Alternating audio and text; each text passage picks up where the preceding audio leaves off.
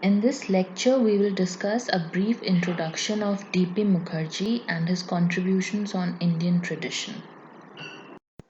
Dr. Durjati Prasad Mukherjee was one of the founding fathers of sociology. Even though his core subject of studies were music, literature, and economics, and never sociology, but he was very interested in the social problems that India was facing at that time. He was the founder of Indian Sociological Association and the Bureau of Economics and Statistics. He was interested in studying Indian traditions. He said that Indian traditions are of utmost importance, but he was also interested in learning about the impact of Western civilization and how at that time Indian tradition was still surviving under the influence of Western civilization. Some of his contributions and works are given here. He is famous for his Marxian interpretation of history, and he studied the problems in India not as problems but as a social process, because a lot was happening, there were a lot of changes that were taking place, and he studied them as a process and not as a problem. His first essay was Democracy in Industry, and some of the other works are given here. Please take a look. Coming to the methodology that he used the Marxian methodology. Although he was not a pure Marxist, but he used some of his interpretations based on Marxian ideology. He also used the holistic approach of personality and said that personality cannot be separated from the individual. Therefore, the methodology used by him was psychosocial in nature. There was a hint of psychology in that. Also, he used some philosophical methods wherein he used logic and rationality in his studies. Now, in this lecture, we are going to focus on his contributions when he has talked about the importance of Indian tradition in studying Indian sociology. First, understand what is tradition. So, tradition is something that has been given to us by our parents and that was given to our parents by their parents. So, therefore, it is a belief or it is a custom which is handed down from one generation to the other. Also, it is a long established procedure. Traditions are there for years and years. They were established a long time ago, and they are still there because they were handed down from the older generation to us.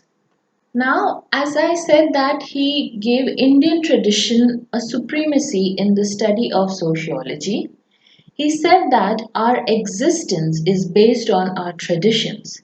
In his book Diversities, which was published in 1958, he studied social traditions and the changes that were taking place and its impact on the traditions. Now, these changes were of two types. First is the internal pressure, and second, the external pressure. Being influenced by Marx, he studied and paid focus on external pressure, which was economic in nature. And therefore, when I said Marxist approach, so therefore there is the element of mode of production. He said that when mode of production is altered or when the mode of production is changed, traditions still survive. How? By adjustments. They adjust. It is not that we adopted a total Western civilization and gave away with our own Indian traditions. No. What we did was, even when the economy was going through changes and the society was going through changes, we altered and made some adjustments in our traditions and we let the traditions survive. We did not let loose of them, we did not let them die. Now, coming to his concept of dialectic of traditions. Now, what is the meaning of dialectic?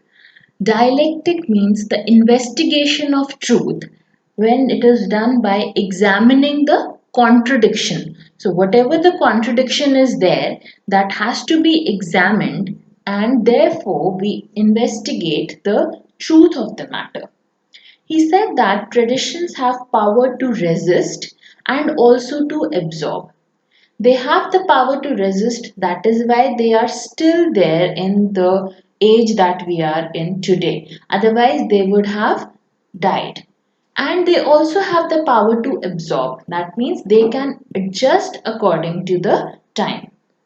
The adjustment capacity is measured by the vitality. That means the importance of tradition, how important they are. According to that, we adjust.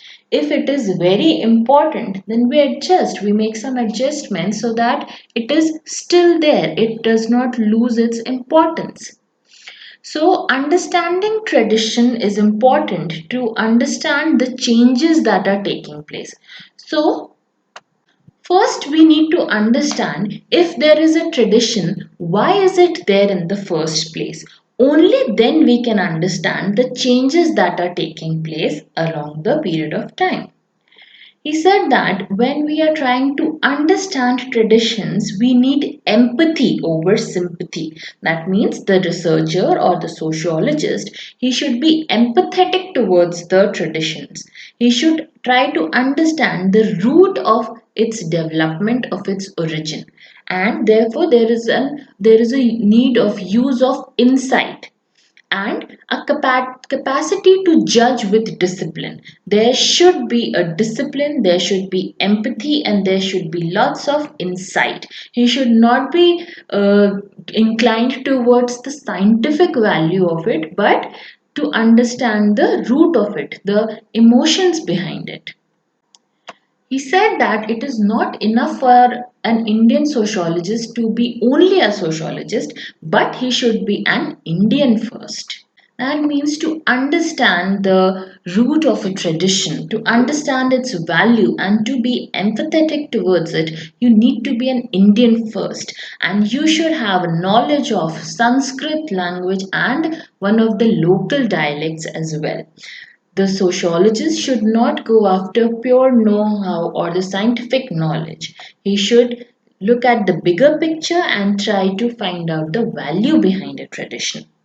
He also said that when we are trying to study Indian sociology with tradition, it is important that tradition be the central theme of all the research that is going to understand the social change, and individualism should be rejected and group should be existed. We should study everything in group and not as individuals. Now, coming to the conclusion, we can say that his studies and his work is basically themed along the lines of conserving traditions.